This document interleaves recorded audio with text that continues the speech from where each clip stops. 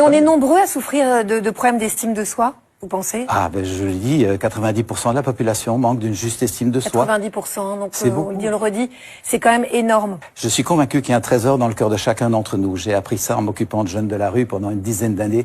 Il y a une richesse magnifique dans le cœur des gens, mais souvent elle est ombragée, peut-être même muselée par des habitudes, des systèmes de pensée qui ont très souvent à l'éducation. Mais ça, ce sont des programmations, donc on peut se déprogrammer. Ce sont des habitudes, mais donc on peut se déshabituer.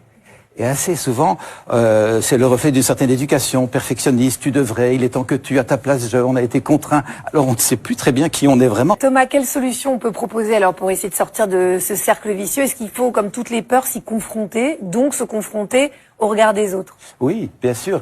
On ne pourra pas éviter la peur sans la rencontrer. On a besoin de les rencontrer. Notre vie est faite de dépassements de peur. Et donc, nous pouvons apprendre à bavarder avec nos peurs. Qu'est-ce qu'elle dit de nous?